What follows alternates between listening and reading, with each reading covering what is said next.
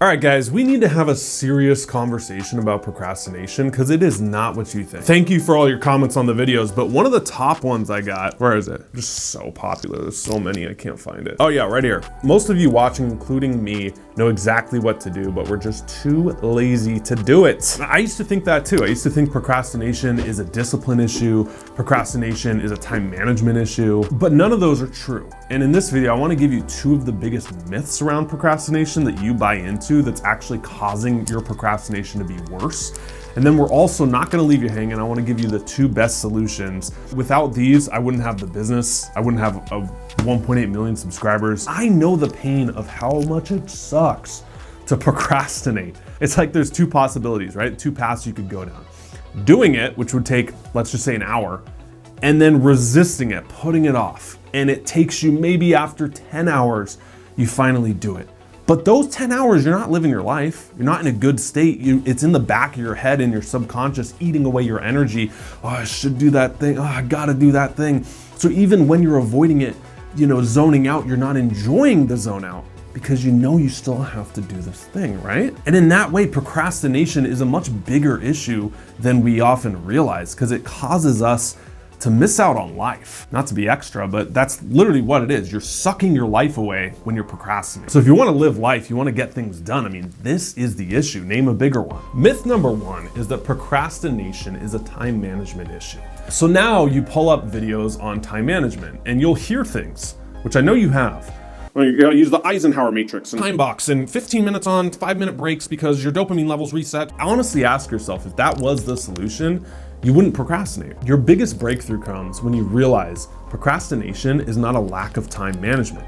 It's not a logical issue, it's an emotional one. Procrastination is a protection mechanism. I'm not protecting myself, I'm a tough guy, I'm not protecting anything. Come and take it. Look, we all do this, no matter how tough we are, no matter how many tattoos we have and lifted trucks and white monsters. We all have the protection mechanisms that we use. Anytime you sense danger, your brain, your amygdala is firing off. This is a reptilian brain, right? It was the first part to evolve. We've had it for as long as we've been evolving as humans, and it fires off whenever there's danger or perceived threat. And your options are fight, freeze, or flee. Now, of course, the paper you're procrastinating on isn't an actual armed man with a gun who's like holding you at stake. The danger or the threat is not to your survival, but it's to your self-image. Intuitively, you know this is true because think about what you procrastinate on.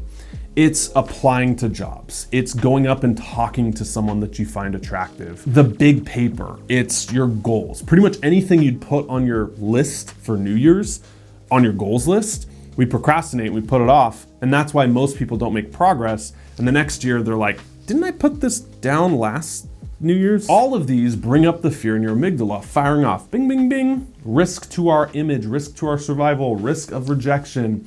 We get anxiety and we don't do it. Other examples could be the musician who's good enough, but avoids releasing songs. Like they just don't produce much out into the public. They like to keep everything to themselves and they're producing in private because releasing a song is releasing it to public opinion. That's what your amygdala goes off and fires and says, if we release it, maybe people won't like it. Maybe they'll compare it to my last work and maybe it's not as good. Maybe this person will write a mean review if you're at a higher level, or maybe my fans will reject it. And so these fears start stacking up and you notice you release less and less and less, or maybe not at all. How do you fix this? Well, here's a solution. So you can think of things on an opposite scale. I find this really useful. What's the opposite of hot? It's cold. What's the opposite of up? It's down. What's the opposite of north? It's south. Everything has this sort of dualistic binary pole to it, but it's on the same spectrum. Hot and cold are on the spectrum of temperature. Up and down are on the spectrum of direction. North and south are on the spectrum of geography. The opposite of fear and anxiety is excitement. That's what I believe it is. Because think about anxiety. Anxiety is projecting into the future and seeing the situation going wrong. Isn't that what it is? If I go up and talk to them, they'll tell me to F off and reject me. If I submit the paper, it'll fail. If I start the business, 8 out of 10 fail and I'm gonna be one of them. That's what it is. You're projecting out into the future of what will go wrong. Excitement It's projecting out into the future and seeing the possibilities for you that could go right. You can get anxious that you have to go to the gym and lose weight, or you can get excited that you can transform your body. You can get anxious about the dates, or you can get excited to connect with someone for a couple hours and hey, maybe in the process you meet the love of your life. You can get anxious over the work you're going to do, or you can get excited to crush a project. You know, I heard a quote recently, there's no such thing as writer's block. There's only an author who expects his book not to sell. Writer's block, what is that? It's projecting this sucks, this is terrible, I can't write, maybe I'm not a writer, and you crumple it up and you throw it away. What if you sat down and expected that this was going to sell millions of copies and unlock my future? I'm gonna get fan mail like no other. Like a serial killer in jail getting love letters. My Netflix has been a little dark lately, sorry. My point is that when you're trapped in the web of this procrastination, flash forward and see things going right. As hard as that is, what's the one thing you can get excited from?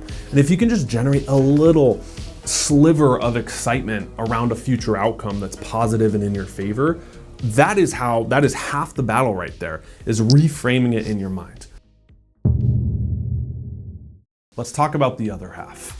I procrastinate because I lack discipline. Here's some tough love. You know what another word for procrastinator is? Perfectionist. You know what another word for perfectionist is?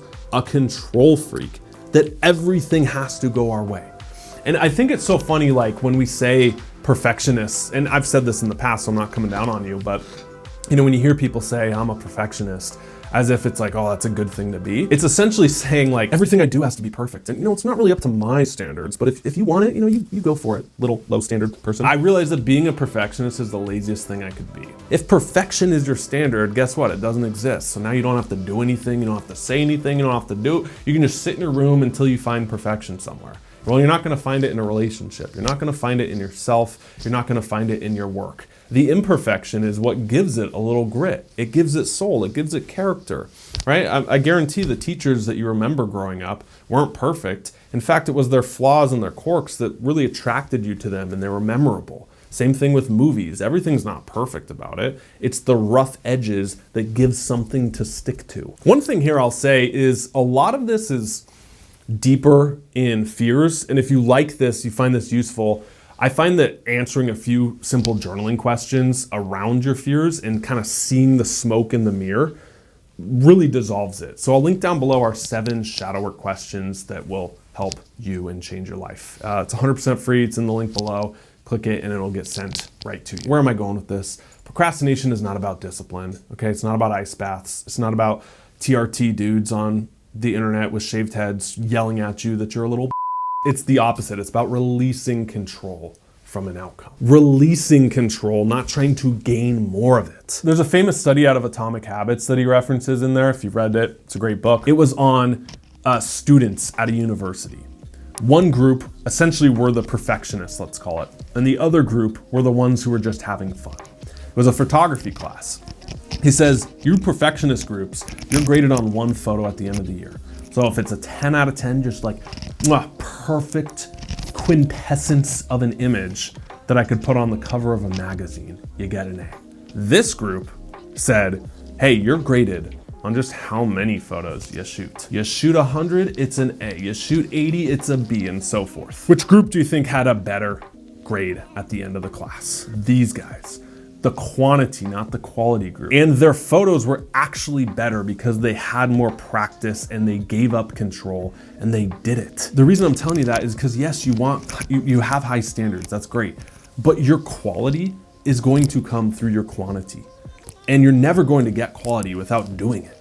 And this is very relevant if you're in a business, if you're a content creator, if you're an artist, whatever you have, like you get better by doing, not by learning, not by sitting in a room with 4 walls in your apartment and being like, okay, I got to figure it out. And then the one time I do it, it will be perfect. So where are we going with this? All right, what's the solution here? You go after quantity, not quality, and understand that through the quantity will come. You don't actually raise your standards because if they're already this high, you will get more benefit to actually lowering them. I said it. That's the cardinal sin with self-help motivational videos. You're not supposed to say lower your standards. Yeah, there's a time to raise them, but there's also a time to lower them. And I think a lot of what this self-improvement has done to people and why we're not happy is because you have too much and it can work against you to where now your standard is perfection. Your standard is to never fail. Your standard is to never get rejected or look stupid or have everybody love me. It's impossible. So if you lower them, you're actually going to experience more of life. You want to be an author. You want to be a writer. You're struggling, you're procrastinating to write. Your quota doesn't become banger articles that get seen by millions of people.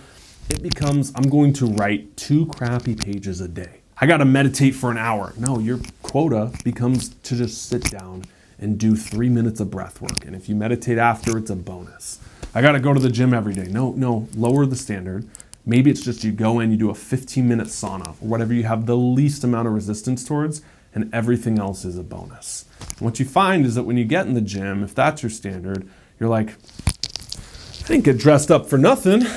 Let's hit the floor. Let's hit the weights. Getting moving is the best anti-procrastination hack you can have. Whatever it is that just lets you start will get you momentum. It'll get you quantity, and your quality will come through that. Here's a bonus question you can throw in. How can I make this fun? You know, I experiment sometimes here with a few jokes, do a little improv, and you know, sometimes the jokes are a little cringe, but I do them for me.